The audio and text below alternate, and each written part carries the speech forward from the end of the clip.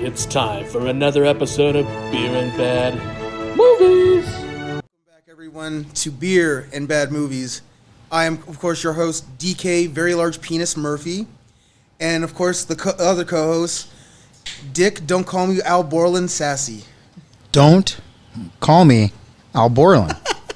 All right, we have a very special episode today. Like I've always said, there's always three types of movies that we talk about on this podcast. One is movies so bad that they're good, like The Room or Miami Connection. Movies that are just generally bad, Mannequin 2 On the Move. For reason or another, don't land. It's maybe there's a marketing problem, maybe there's money issues, I don't know, but that doesn't mean it's a bad movie.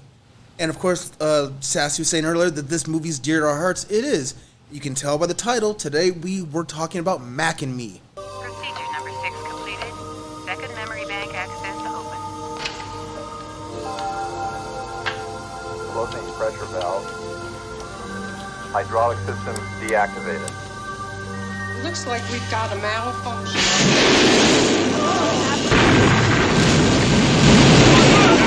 Something in there! Heading towards the north bend.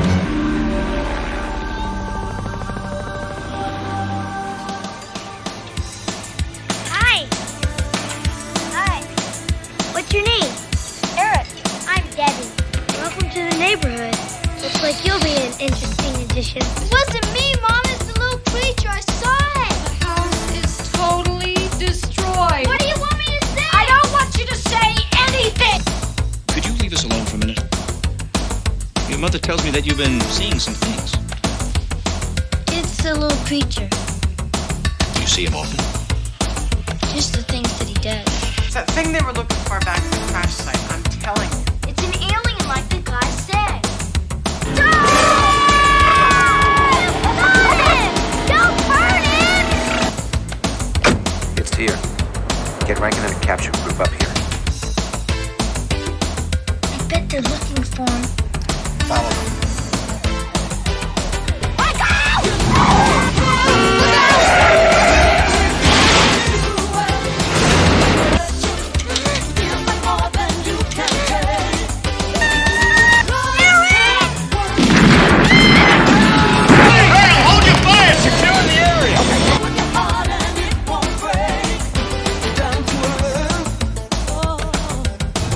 Mac and Me.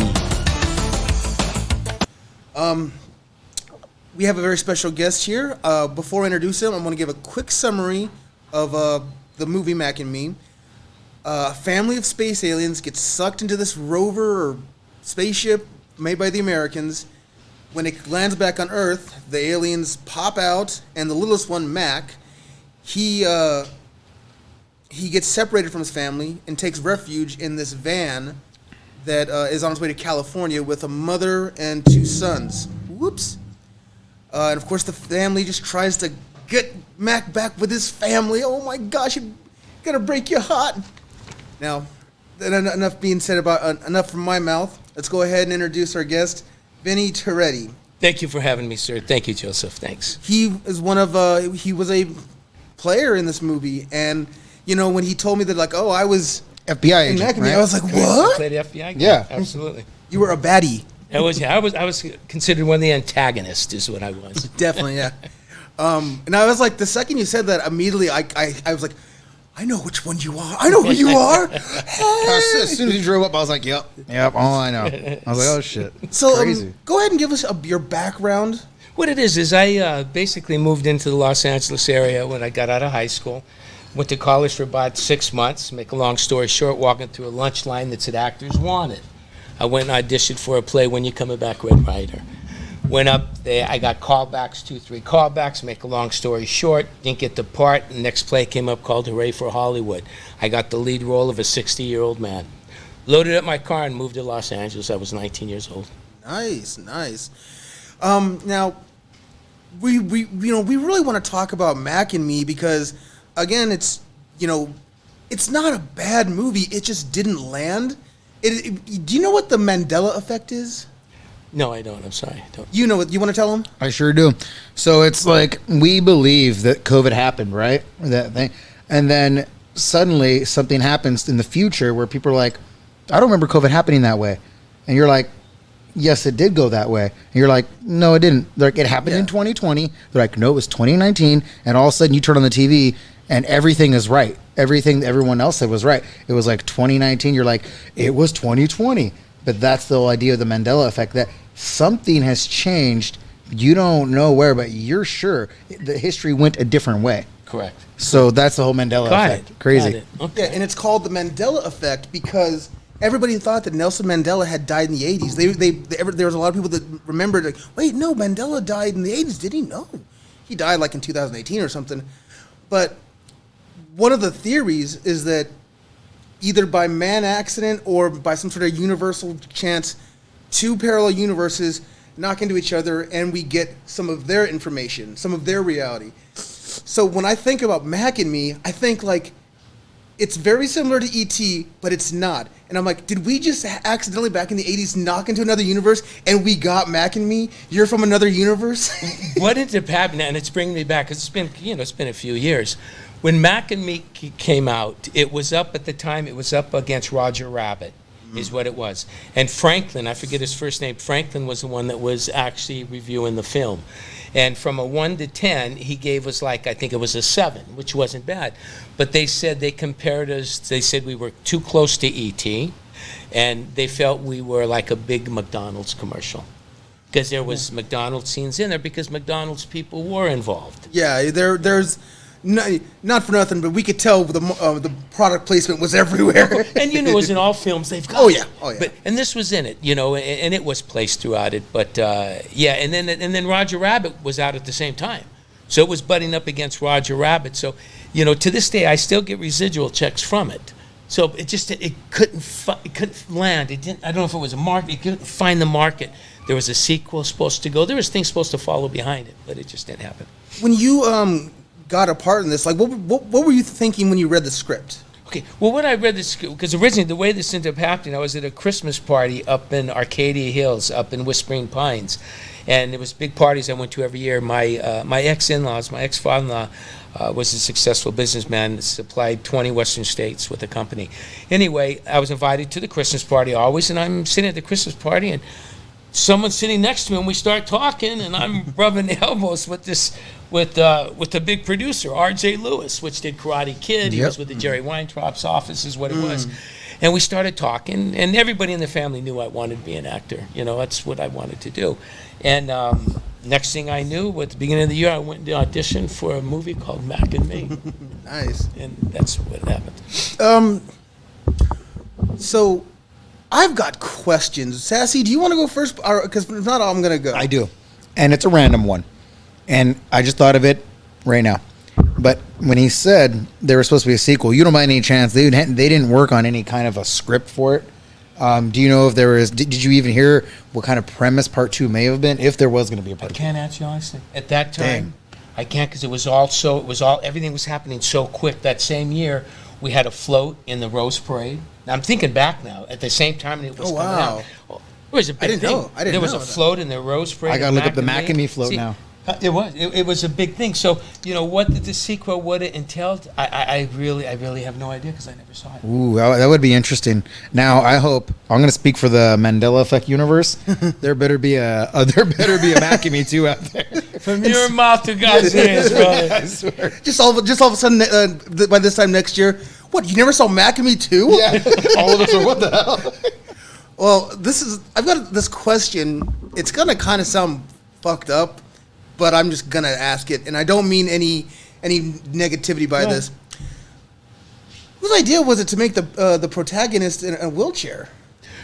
Not that that's a wrong thing. Yeah, that was the kid in the wheelchair, absolutely. I don't know. That was always part of the script. There was nothing that was ever changed. That was in the script. He was always in the wheelchair. Oh, okay. And he was handicapped. Oh yeah, I remember. So he really was handicapped. Yes. No, I remember seeing him in an episode of Kids Incorporated. Did you? Okay. Yeah. He was so that's how I knew he really was handicapped. It's just that it was just so unusual, because you now have a protagonist who has a disability, and that makes it harder for that that character to do more. And I think that's probably why they had the siblings around him, like his brother and Courtney, I believe the other girl that was there, and it's been a few years since I've watched it. Yeah, there was Courtney and Debbie. And Debbie, that's right. That's right. Which, by the way, I'm gonna bring and this his up. brother.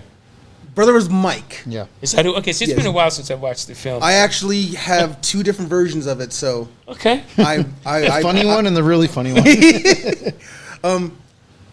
Yeah, there was one thing that I noticed recently that made me go, fuck you, is when they meet Debbie, the little girl, for the first time, and they meet her, they go, hi, how you doing? And she's got an Indian feather correct. in front of a teepee, and she goes, shh, I'm communicating with the earth spirits. And then the older brother Mike just goes, oh, man, welcome to California. And I'm all, fuck you! I mean, we Californians, we ain't the sharpest knives in the drawer, but we ain't that stupid. Yeah, you get that rap. You get the whole liberal, crazy. Everyone's the a hippie rap hippy-dippy thing. Yeah, it's just it's California. It's a melting pot. There's everyone of all kinds out here. I think we shot that. I'm trying to think on that scene because I remember the scene. She was sitting on her knees and had looked like she was in an Indian position type. I think that was. I don't know if that was in Agoura Hills or Chatsworth because the film was shot in Agoura Hills, Chatsworth. We blew up the building was in Mojave Desert. When that one scene with the big building blew up, that was in Mojave Desert. Oh, the gas station. The and all gas that. station. Yeah. They built one storefront is what they did. Okay. It was fun. It was a kick. I would probably say that part would be in Chatsworth because I used to wrestle and I had wrestled out in Chatsworth a lot, and I'm like, yeah, that does kind of look like Chatsworth. See, and I couldn't remember, but I know it was at Chatsworth, Northridge, somewhere through there actually. Yeah, it was lovely. Mojave. So, what was it like for you on the set? Like when you're, tell us memories. Yeah, some of the best memories of my life, man. They really were, guys. They're the best memories of my life. When I moved into Los Angeles, I was given a phone number the night before I left from an Italian family that said if I ever needed anything to call these people. So after 2 weeks living in my car at YMCA and showering, I finally called these people in Pasadena, was adopted into this family. That's right after I got on the plane up in Northern California, loaded up my car. My whole family thought I was freaking nuts, But I knew you got to chase that dream. I felt there was something to it. So that's when I came down, and and when I did Mac and Me, I've already did a couple plays. I wasn't. I was put in the union before Mac and Me. I did a film called Mistress of the Apes, and it's probably out there I've still. heard of that. I played a half man, half ape. Is what I played, and that put me in the union. Is what it did, and I was prosthetically done by a gentleman by the name of Greg Cannon, which studied under Rick Baker. Rick Baker, very famous. Yeah, we know that. So, and it would take, to get into makeup would take like 3-4 hours. So I guess, when I left Northern California, I knew I wanted to be an actor, and I knew I was going to make it. And moved into this family, and that's when I met my wife-to-be. She used to be on Welcome Back, Kotter, and that's when I met, like, Ray Sharkey, John Travolta, and all these other people in the industry. See, that's why I enjoy being my age, because I know Welcome Back, Kotter. I watch that all the time on Nick at Night. You know what? Because we fell right in between the line of the generation before and the generation. So we got to watch a lot of How old are you guys? 37. Okay, because I'm 63. So I see you're 37. None of your business. Maybe. Here, let me Google it. It tells us everything anyway, unless he wants to start lying to us. Google's like, Joe, I've actually just just for funsies, I've been memorizing this monologue of a gay guy in jail, and it starts off with 6 months ago. 6 months ago for my birthday, none of your business. But no, I'm 38. So I mean. 38. So you guys were right there. Okay, I'm really appreciative of like the entertainment that we got, because there's a lot of stuff out there now that's very safe. I call, and it's like we needed risk. I mean, and also, by the way, Mac and Me scared the crap out of me at certain points. Like when the kid falls down the thing. I watched that as a little kid. It's like, oh God, you were scared for him. Yes. Oh, geez, that worked then. And I remember Sassy, do you remember where you were when you first saw Mac and Me? Yes. Where'd you see it at? I was living in El Monte, California. I was living in a mobile home park called Brookside. And I remember my dad, one of the only things he would do with me would take me to movies. And that was one of them. You got to see, like, because in Pasadena, there was a penny arcade in Pasadena. My dad used to take me to the arcade, which you could play whatever you want, but also they would show a bunch of movies that had been played like for 5-10 years, you could just see a bunch of them back then. Jeez. It's not like it is nowadays. Everyone wants their money for something, conglomerate. Everyone wants a chunk of change. But back then, people were smart. There was always a guy out there who was like, you know what, I'm going to do an arcade/theater. Everyone's going to have fun. I don't give a shit. I'm going to get paid at the end of the day. Yeah, that was the spirit of America. I don't know what happened. That's the first time I see Mac and Me. I'm never going to, the arcade's still there. I mean, well, I grew up in El Monte, but I do remember that I remember my dad would always drive to Pasadena. When you say El Monte, real quick here, because that's the same time around when I started doing Mac and Me. There's a church in El Monte off Santa Anita Avenue that was called Valley Community. Yeah. I used to do all their productions for them. When I went in there, I would start doing, first thing I remember, I did a little narration, and it was of Christ, and I built these murals. I put these murals up, and I was talking in front of a creek. Anyway, make a long story short, it kept developing to where we went from 200 people in that church to 2,000 people. I would do their Christmas, their 4th of July. I would build the sets. I finally got to the point I would work with a 50-piece orchestra, and I would do the narration, and I'd have to come in on a horn or a violin. And the church became, I don't know if you know where Valley Community is. Oh, yeah, exactly. It was very successful. And that's when I was married and I was doing properly. Once we got divorced, that's when everything If I'm not mistaken, our producer here, Chuck, isn't the world's largest, right now, I think the world's most successful car selling business is in El Monte right now. Thank you, that's it. Interesting. Number one in the what? In the world, yeah. Like that whole area has blown up. Jeez. And I know the family that bought that were the Penskes long ago. We used to get together when I was with this family, but I was a young man and wasn't thinking properly. But anyway, when I was a kid. Everyone said, Vinny, you were a kid. I said, I know, but what was I thinking? They said, Vinny, you weren't thinking. But in El Monte, and Roger Penske and his family used to come. And then I remember at the time they were buying Longo Toyota. This is going, this is going back, wow. 30-something years ago. Long time, Jerry. You're helping us fill He's in the having blanks. flashbacks. I am. It's like, shit, how did I get this? Oh, wait a second here, guys. I love it. We're gonna move on, but I want to. Whenever I think of Mac and Me, when I first saw it, this is a little bit of a mind blower. I think for you, Sassy. There used to be this really tiny video rental place. You know the McDonald's on 40th? Yes. Okay, right across the road, there's like a hair salon. It used to be a video rental place, really tiny. And I remember looking at the cover of the VHS, I was like, what is that? But every time I think of that, I also think of the fact that for some reason they had a whole bunch of Gallagher comedy specials. They sell bongs now. They sell bongs. It's a smoke shop over there, one on 40th. Yeah. Right when you get off the 18. It's right across the street from the McDonald's. Yeah. I know exactly where it was. Okay. Yep. I know where it's at. Mm-hmm. Yeah, I know where it was. So great smoke shop. I've got all these little like tidbits in my head I wanted to talk about. What is how much power would you say the product placement had though? Oh, I think it was pretty strong. Because you had the dance routine. That was that Skittles. Yes, Skittles. You had Skittles. I mean, I can't look at a bag of Skittles without thinking about Mac and Me. Coca-Cola. Coca-Cola. And a lot of your movies have this job placement. Oh, yeah. I have a gentleman right now that's up in the mountain that's trying to put 5 films together. Can he do it? I don't know. And he's telling me that he's going to put it together with product placement. That's how he's going to get these people involved. Your product's going to get placed here. It's going to get placed here. If it goes together, we'll see what happens. I learned about product placement when I was a little kid. And there ain't nothing wrong with product placement. You want that money. You want to get this done. It's going to help you out. But now for me, every time I see like a Pepsi or Pizza Hut or something that's perfectly placed where you can see it, I'm like, I see what you did there. Yeah, you got to, and I get it, because your eyes trained to it. Mm-hmm. You look for it. Sometimes you'll see a can just turned a little bit. Oh yeah, that was a Coke. To where they make you to where you kind of was it not to where you're thinking about it. But you're right, and they've always been placed in. Yeah. They've always been placed in. I've always thought Mac and his whole family looked drunk. They were always walking around just always inebriated with that woozy look. Ooh, yeah. Especially the dad was sound. He wasn't. Yeah. And they were lanky the way he was. Yeah.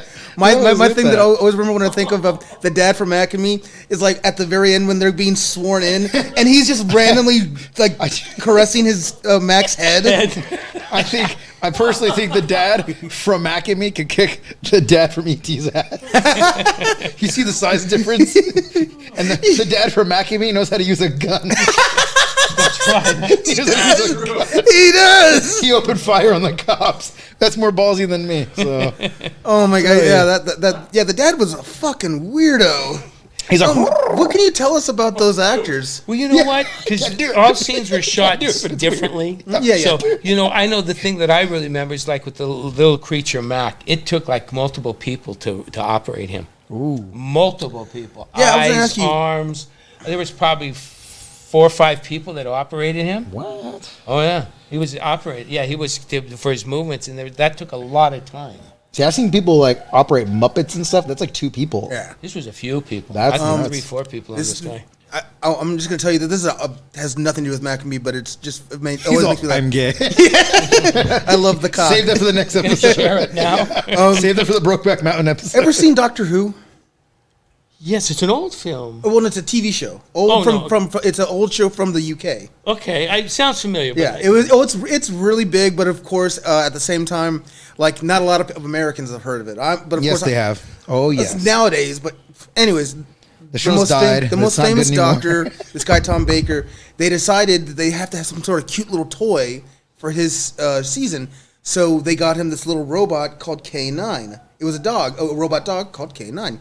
And the whole thing is that, it's cute, but the mechanics fucked with the cameras so much that it caused multiple problems. And they accidentally caught Tom Baker on camera. The robot goes, "Insufficient data, master." And Tom Baker just goes, That's right, K9. You know the fucking answer when I need it." That's great. What about the other actors? Did you guys mingle at like craft service and stuff? Or? Yeah, we do, but it's always so quick with movies. Like the gentleman I worked with is Martin West, and Martin West Is he played the Wicked. white-haired guy? The white-haired guy played, and he's from soap operas. He did a lot of soap operas. I don't know if Days of Our Lives. I Yeah. forget exactly which ones, but that's where he came from. Oh, yeah, I remember Sassy that. is it just me or what's his name? Oh, Martin West. Martin West. Martin West. Didn't Martin West kind of look like what's his name from RoboCop? Oh, I had to kill Bob Morton because he made a mistake. Yeah. He kind of reminded me of him. Dick Jones. Yes, somewhat. I don't know. It wasn't Dick Jones. Dick Jones is the one who got. No, that is Dick But Jones. that Oh, type Dick of Jones. character. You're right. It was. I'm trying to think who else. And then there was Christine Embersol. Christine was the mother. Yes. That she was a Oh, known that's name. right. You She's know- a known name. She's had series on. Yeah. Matter of fact, the other day She was came in Black across it. Sheep. What she's done? She was in Black Sheep. She was the bad guy mayor in Black Sheep. Oh, really? Governor. See, I didn't know. Governor. That Governor, was it. and she was actually in The Wolf of Wall Street. Oh, was she really? Yeah, she played Leonardo DiCaprio's mother. She only had like 2 or 3 lines, but I know Mac and Me. So Exactly, the yeah. second I saw her, I'm like, that's the mom from Mac and Me. Yeah. So we talked, but it was like everyone, you talk for a few minutes, and then some was nighttime shooting, some was daytime shooting. Yeah, so Martin, I probably spoke with Martin more than anything. Wherever scenes I was in, those are basically the groups that I was with at that time. Yeah. Now, I got one more thing before we're kind of almost going to go on episode. But if you have anything sassy, please by all means check this out. Though, are you aware of the original ending? I got to even think about the last ending. It was them getting sworn in at Los Angeles. I'm sorry. I mean, when the building exploded, that part of the ending. No, I don't remember completely. Okay, I found this out, and it makes way more freaking sense. So in the movie, Eric is wheeling up to the family, and what happens is a cop falls down, and he accidentally shoots off his gun, which causes the explosion to It's a something. gas pump or something. And you just see Eric in front of the explosion, and he just kind of goes limp, and he's dead. Now, as a kid, when I saw that, I was like, what? He's not Kind of even- confusing because he's not really kids near don't the- understand the blast ratio kills Yeah, you. and that's what they told me. No, it's the blast ratio. That's what got him. Yeah, exactly. That's not what actually happened. No, The actual version, which I found online, pretty fucked up. pretty great. The cop that shoots off the gun shoots Eric. Well, what happens is that the dad alien And turns the- around scared, and his gun goes off. Yeah. And the cop's like, "Huh," and freaks out and shoots Yeah. the kid instead So of the there's alien. That's not the one that they used, though. No, No. it's not. But Interesting. it makes more sense though, and there is Because he did go limp there. Like, well, what happened? Like, Yeah. there's an actual shot of the kid Eric, and That was never seen. It's out there though, but like that makes Interesting. way more sense. I understand why they didn't keep it in, but like Because it's pretty graphic for a kids movie. For that type of movie. Sponsored by McDonald's, and we're all enjoying ourselves. We were kids. We loved that movie. Yeah. Imagine if we had seen that kid get blasted at the end. We're like, well, he was our little hero in a fucking wheelchair, and you killed him like that. Can't believe they'd even Hey, think can you about that. imagine they would let it happen at the hands of a cop? That the cops, their union got involved. They're like, no, that's not going to happen. You're going to not have a cop kill a kid in a wheelchair who just ate McDonald's and saved an alien. That's not going to happen. So they're like, the explosion killed him. I've never heard that about that other ending. Yeah, Interesting. pretty crazy. Yeah, if you ever get bored, you can just look that up, and it's there. I guess you want to put like Mac and Me alternate ending. Now I was talking to you about this when I'm popping another dog with my good hands right now. Take my good hand. Take my good hand. That's my dick. Oh, man. That will cut out, right, guys? Yeah, Sure. exactly. I'll leave it up to you, Chuck. All right, Chuck? Edit that shit. Thank you, Chuck.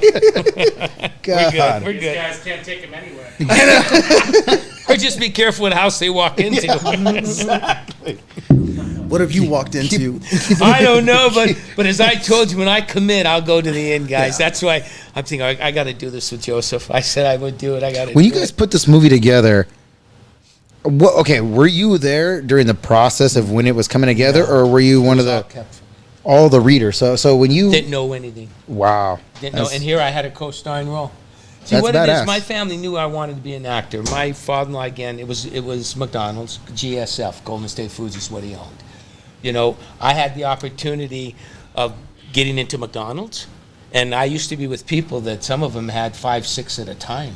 Very successful. It's not what I wanted to do. You know, so, you know. It doesn't seem like your personality. So my father, and I didn't know anything about this movie. I had no clue until I'm sitting down at a Christmas dinner. And then, 2 months later, I'm co-starring in this film. The film, again, it was a co-starring part, but it wasn't a Vinnie part. It was a piece. It was wonderful, but it's all a surprise. You're at this Christmas dinner. My mind is going to like this is the worst place. Like I just imagine he throws the script to you. Here. Picks up a doll at Mac and says, "You're starring in this."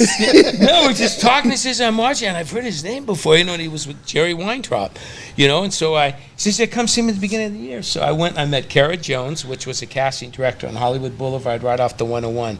Her building was right there on the corner there, actually. That name across sounds so from familiar. Denny's. It does sound familiar. Yeah. And so I went and met her, and then met a couple other people, and 2 weeks later, I'm shooting the film. One thing that was wonderful, and I'll be always grateful for my in-laws. My mother and my father-in-law, my father-in-law did a lot of wonderful things for a lot of people, man. They helped charities throughout this whole world. I believe my mother-in-law now sits they have in Gates at the Golden Arches. My mother-in-law, blessed, if my in-laws had $1 million, they probably gave $900,000 away. They shared everything they had, man. And that's why they were multimillionaires throughout their whole life, man. That's why you remember them as good people even to this day. Wonderful with all my I wish I would have been smarter as a young man, but hey, what do you do? So I was telling you, like the second time I saw you, that have you heard of this film's second life? The resurgence that this movie has had in the last about 2 years. You said something about it, but I was kind of unfamiliar with it. Have you ever heard? What's so funny? What'd I do? Not you. The second life. Oh, anyway, you want go to ahead. So elaborate? have you ever heard of the show Mystery Science Theater 2000? Yes. Okay, do you know what that is? Like, No, but I've heard of it. okay, it's basically a movie within a show. You remember how like Joe Bob Riggs would play a movie and he would kind of talk and do his thing? Mm-hmm. Here's the plot of Mystery Science Theater 2000. An evil genius is trying to take over the world, so he kidnaps this guy and forces him to live up on a space station. He's a janitor. He kidnaps a janitor. Yeah, and forces him to watch bad movies until it breaks his spirit. The show's been, and then so basically what happens next is you're watching the movie he's watching, and he's in the corner. It looks like a little theater at the bottom. You can see the silhouettes. Yeah. Yeah, you see silhouettes, and it's him with these two robots, just riffing on the movie, and that's how they stay sane. And that show had been around since like 1993. I remember the robots now. I remember. Yeah, Yes. they brought it back 3 years ago. Horrible. And Mac and Me was one of the movies they did, and I'm like, this is my favorite episode now. It's like because first off, I'm seeing a movie from my childhood that I just know is like. The new Mystery Science Theater, dude, is crap. In my He opinion. doesn't like anything. Because the original one had comedy, it had timing, the satire behind it. It was clever, and the new one is not clever at all. It's Dude, like they're it's the appealing- exact same premise as the No, original. it's not. It's like they're appealing to people who have a 6-second attention span. That's the problem. The old comedy I was used to was the joke would kind of go on, and then even though the movie goes on, boom, here comes that joke. You're like, oh, that joke came back to haunt me. Well, That's a anyways, good jokester. That's a good comedian. I like it. I still watch it. God if you, bless if you your have heart. it's on Netflix, so if you want to watch it, you can. For some reason, though, they call it's a part of like a 4-part series called The Gauntlet. So the second in the Gauntlet is Mac and Me. I watch it. I freaking love it. You know, there's something I actually did want to bring up that I totally forgot about. That kind of like was a swerve.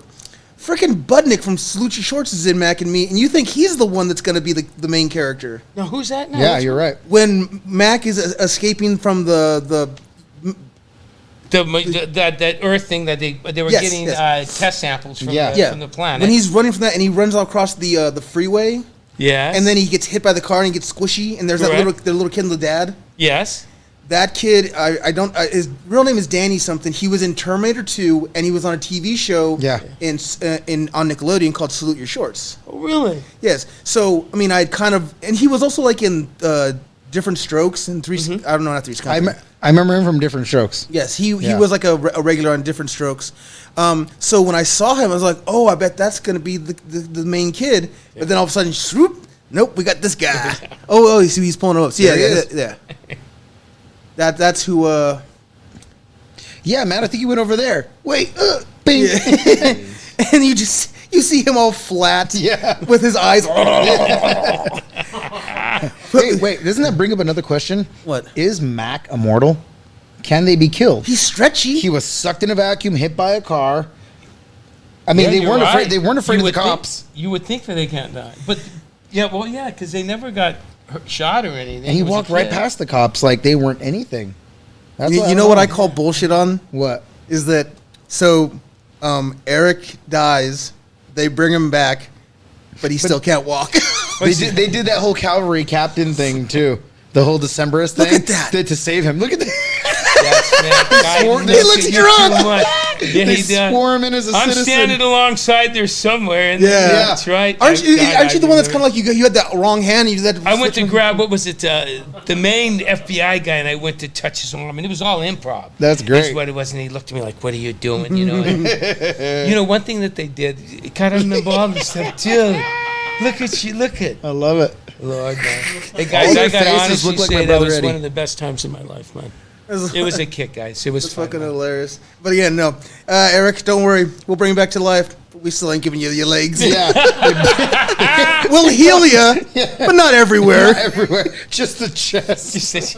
Yeah, it was supposed to be another motion picture behind a series. Because I remember having a conversation with someone saying, Vinny, if you get onto a series and this series could run for 5 years, you'll be set. Which would have been sweet. That would have been sweet. I could imagine a Mac and Me series. God, I want that right now. Yeah, that'd have God, been awesome. that would be so sweet, If man. that happens, you guys better get Vinny on board Come here. on, guys, huh? I'll tell you. Because if they get me on board, For those of you who are only listening to the podcast and not our possible live stream, Vinny looks like a Vinny and sounds like a Vinny. Hey, Vinny, you mook. yo, wait. Yeah. Hey. Hey, if you don't pay him, Vinny, or what, that was Vinny talking about Yeah. pizza. He's all, pizza's going to Pizza's send gonna out for for you. you. I got a piece they want me to do, but I put a piece together on John Gotti a few years ago. I did in Studio City, and the people from The Sopranos and The Godfather came out. Anyway, I just got done doing a play called Sex, Death, and the Naked God in Tarzan. It was a 3.5-hour play. I played the Pope. Anyway, guys were putting this on. They said, Vinny, why don't you do a piece? I said, I just got done with a play. I got to clear my mind. They said, just get a gangster piece. So I grabbed a book on John Gotti. I read 400 pages. It was put together by a couple crime reporters, and I put it on stage. And when I got done, people came up to me and said, where the shit did you get that? I said, it was the prologue. I memorized 5 pages, like within 2 weeks. I memorized them, and I became John Gotti. And everyone kept saying, Vinny, you got to put this on. So make a long story short, up in the Tudor house here, which is used to be Bugsy Siegel's hangout. Okay, Yeah. I know the gentleman that owns it, John Connor. There's a bunch of history up here. John Connor? John Oh, Connor, shit. and he. Oh, shit. Oh yeah, that house, the Terminator. Yeah. And he owns and I told him about John Gotti. He says, Vinny, you got to put him on. So I'm thinking about doing a piece on John Gotti up on the mountain. That would be If so I could awesome. put him to do on, that. it's a 15, 20-minute piece that'll blow people away. There was we'll see. I'd love to see it. Speaking of like gangsters and whatnot, I had reached out to this one guy. He wanted me to start doing him a podcast and a YouTube stream.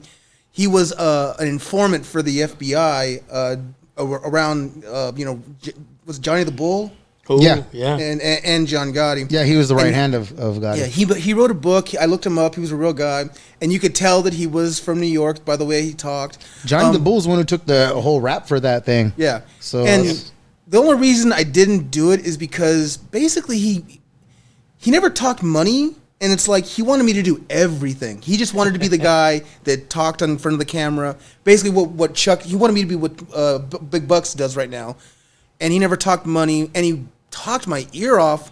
And I'm like, save it for the podcast, because he wanted it to be more where I ask him questions. So I'm the one interviewing him, and every episode is more and more information about his life as an informant. It's like I'd love to do that, but it's just it's a lot of work for probably very little money, and he had no like real fan base. Okay. I guess Johnny the Bull. I think I'm getting that name wrong. No, you're not. That's right. It's a bull, but I'm blank with his name, but they called him the bull.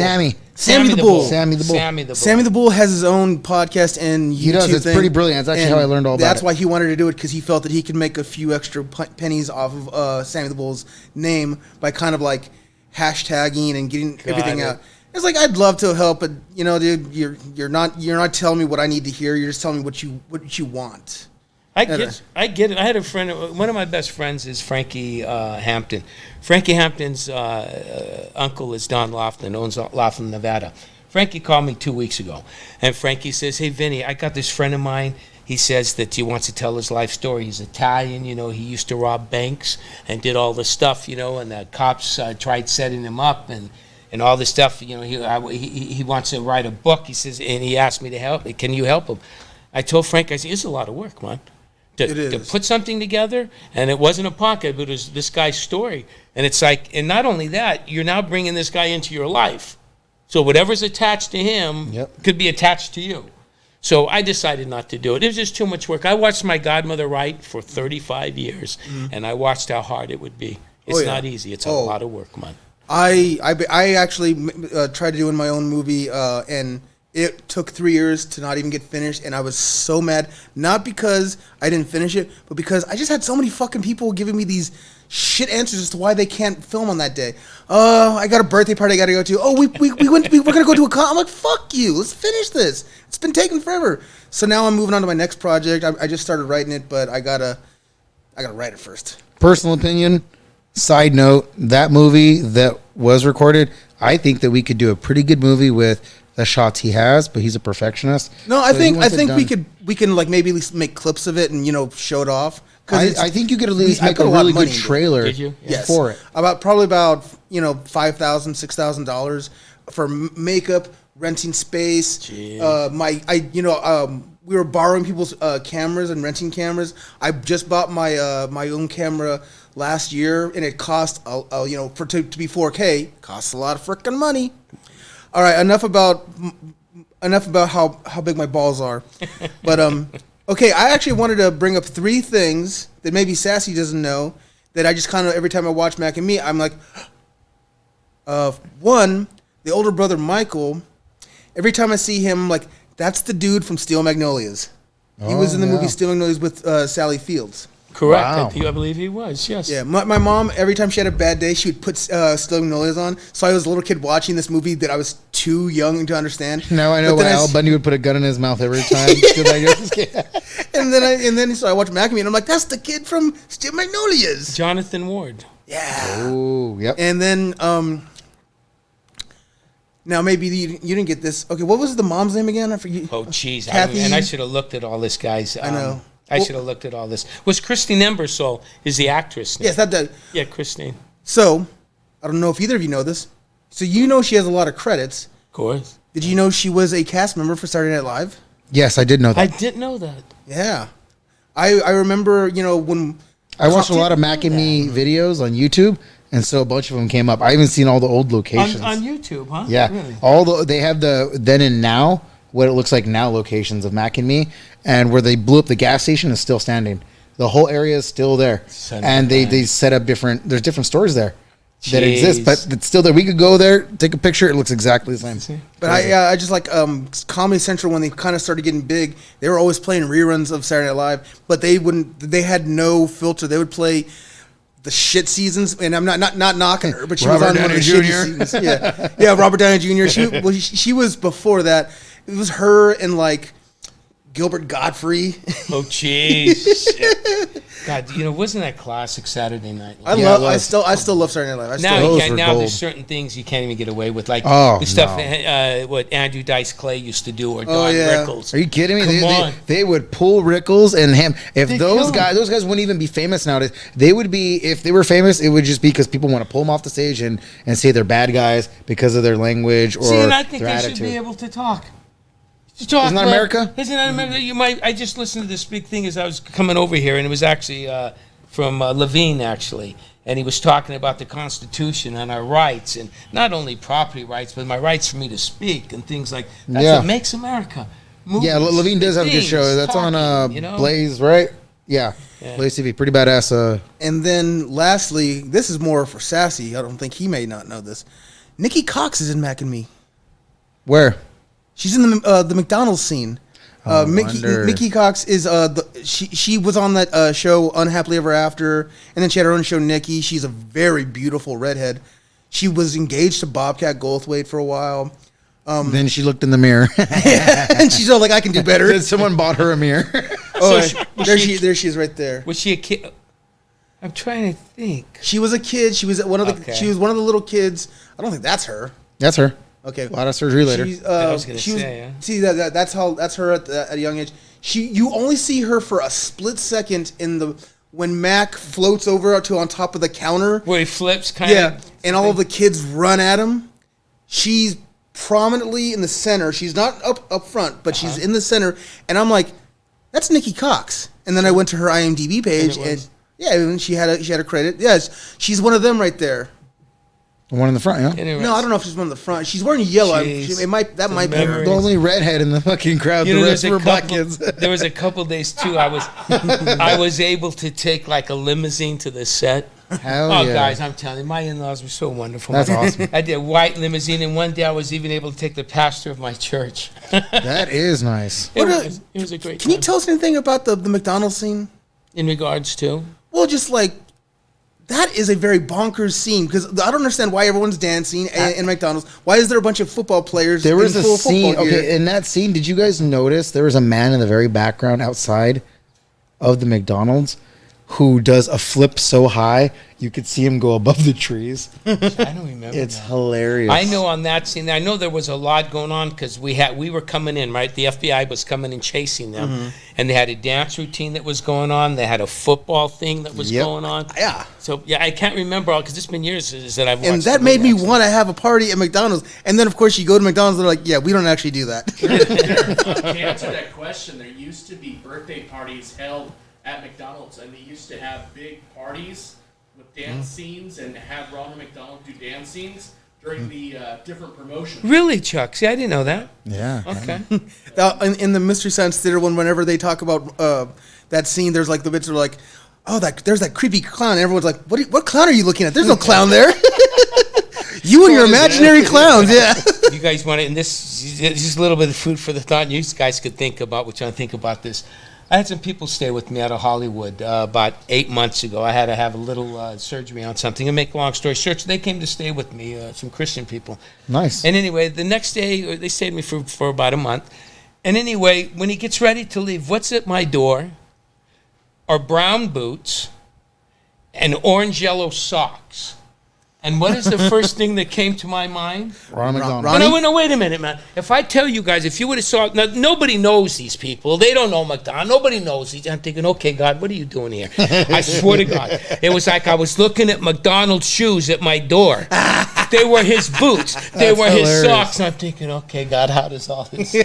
If they had put his boots and socks under a house, that would have been great. Gone clown before someone drops a house on you too. That's one of those. Oh, really? It's almost like the Wizard of Oz. That's one of those Al Bundy moments where you just look up at God and go, "Good one." How'd you do that? I swear to God, I was waiting. Okay, where's Ronald McDonald? Is he here too, or what? Huh? He's in your house. You know, what was Mac like made out of? I mean, because you said like he was animatronic. They had a bunch of people. Was he like rubber or something? You know what? It's just I'm trying to think, but I try to think how he was. I just know he was all these different parts with his arms and hard plastic or something. I can't remember, buddy. It's been a long time. I know. And Sassy, do you have anything else? Because if not, I'm going to go ahead and call us out. No, kidding me? Look, I want to know more about Mac and me. So, I mean, the location thing. Who was doing drugs on set? Well, I mean, did you guys film from north? Did you guys film from location to? So it starts out up north supposedly, according to the movie, and then they head to California. Is that how? Oh no, it they're coming actually from Illinois. They was it Illinois? Yeah. All I remember, we shot in City of Industry. We shot in West Covina. It's also where they shot Back to the Future.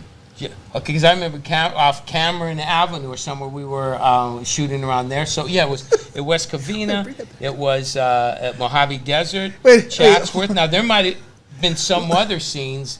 Look at that. That I wasn't involved. Look at Eric. He looks so confused right now. What's going He's on? like, what's going on right now? You know, and I'm surprised that this little girl didn't become big. Yeah, me too. I actually wanted to look I'm her very up for surprised. this. Yeah. She was out of them when I watched her. I thought she was one of the most naturalist. Yeah. You know, but yeah, I'm surprised she didn't make it, man. But it's just such a funny business. She had in Mac and Me, she has a very adorable goofiness to her. I think Yeah. she's not stupid, but she's also not trying to be like. He can tell you that the way they make even young girls in Hollywood now, it's a little too much. Too much. Yeah, she was. It's her always age. been She too was much. right, you know? And if you've ever been that kind of person in Hollywood who understands that, you're probably not going to get the most parts. If you are someone who they could tell right away your demeanor, if you cuss a lot, those things, they'll be like, this guy's probably not going to be in our club. But you got to think. I mean, Hollywood, how many producers they used to have. They don't do things like that anymore. Hollywood does not do things the way they used to. No. I mean, that's just from our perspective, and this is generations apart. We're talking here that we know about from just us here on the show. Imagine what these generations, under us, they have no idea.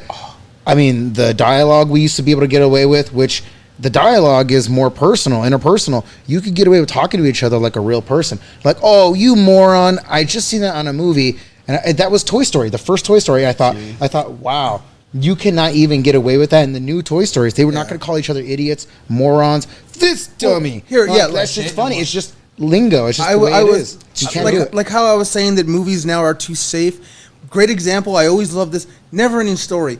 There's a whole scene where a little kid is crying his eyes out as his horse is sinking into a swamp. Yeah. And I remember just like bawling my eyes out, freaked out because again, Artax or yes, that shows you, sadness, fear, real emotion, and on top of it, death. Humanity. Yes. humanity, yeah. Then I remember I saw some movie. It was called like the Spiderwick Chronicles. Yeah. And it was just like watching two kids talk about fairies in the. You know what? forest, and Even I'm the like, fight scenes nowadays, I'll compare most fight scenes. This is what set John Wick, the movie, apart from all the other movies nowadays that come out. John Wick, this is a side note from what we're talking about. It's just a comparison that there's movies nowadays. Back in the day, you'd have Van Damme, Steven Seagal. They would show, even if it was not full contact, there was contact. It made it look real. So that way in editing, boom, and the sound effects, the impact was there. Yeah. Again, you show the juxtaposition between someone who's not hurt and someone who's hurt. Nowadays, and I'm going to use the Bourne movies as my reference. Anybody watching this, listening to this, watch Bourne Identity, then throw on the John Wicks right after. You're going to see editing at its worst and then editing at its finest. When Jason Bourne's doing his fighting, you'll notice that before impact on every hit, they cut. So Yeah, that's they add a- a sound effect, so it's in your head that they're actually making contact and fighting. But it's just quick cut scenes, and it's bad. It's just bad fighting. Jeez, in the Or- editing or something too. Yeah. There's this editing trick that when I was wrestling, I told my trainer about it, and it blew his mind. Sometimes you'll have a song for, say, a trailer, and then you'll listen to the song, and you can't quite find the cut up version that's in the trailer. You can only find the full version. So he asked me, like, well, how do they cut up a song and you don't hear the like the change? And I said, well, because you're also watching a visual, so your mind is now focusing on both the audio and the visual. So that cut is there. On top of that, they'll add maybe a sound effect, an explosion, or something. You know what? They did a thing where when people are engaged in movies, they give them all, and I've done this myself. They gave everyone in the row Cokes. Well, out of all the people in the front row who had Cokes, half of them were Dr. Pepper. No one noticed that they were Dr. Pepper. Everyone drinking throughout the movie thought it was a Coke because they were told it was Coke. So they just bought it. So they were drinking it, eating popcorn, watching the movie. So it's like a Coke and can, it wasn't but really until the movie Dr. ended Pepper. that they were like, "Hey, this is Dr. Pepper," and it's like it's amazing. The human mind will play tricks on itself to make itself comfortable. I can understand that. I think we do. So, Vinny, Sure. as we're getting ready to close up, there's one thing we do on here. It's a little bit of a tradition. Maybe you could, if you want to try it, by all means. But if you can't, go ahead. You have to. This is the thing. It's called the movie game. All Here's right. what it is. You name an actor or actress, and it has to be somebody mainstream. It can't be so and so from Dazed and Confused. You got to name something, like, for example, I'll say Robert Downey Jr. I have to now name 10 Robert Downey Jr.'s. There's one loophole though. You cannot use sequels. And on top of that, the only time you can use, say, a sequel is if that character is playing a different person. For example, Kevin Hart was in 2 Jumanji movies where he played 2 different people. Because he's supposed to be, in the first one, he's supposed to be a high schooler, and the second one, he's the high schooler's grandfather. Okay. Anyways, do you want to try and attempt this, or do you maybe want to give I'll watch you guys. How's that? All right. I don't. Sassy, you guys play. give Yeah. me somebody. Okay, I'll go first, and then Sassy will go. Oof. He's maybe not, but he's kind of becoming a bigger name. Idris Elba. But I don't know if you can. Maybe. Maybe. You want to give it a try? Yeah, okay. Ghost Rider, Spirit of Vengeance. I can't believe you named it, but hey, it's The Suicide Squad. of course. The Losers, which coincidentally all 3 of those are comic book movies. And also has Captain America / Flaming, what's his name in there? Yes, that's right. Oh, Chris Evans. Chris Evans. And then, of course, Thor. Yep. That's 4. Rock and Roller. It's 5. Badass movie, yep. That's a great movie. And that's it. Oh, shit.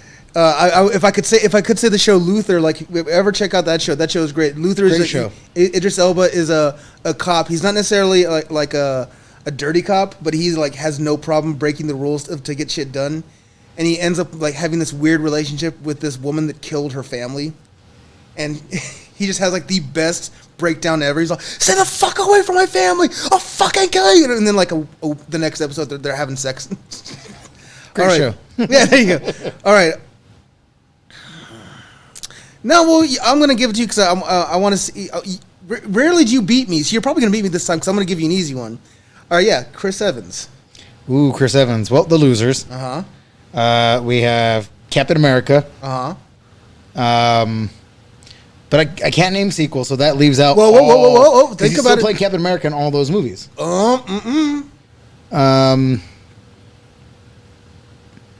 Okay, get back. Keep Fantastic Four. Going. Okay, that's 3.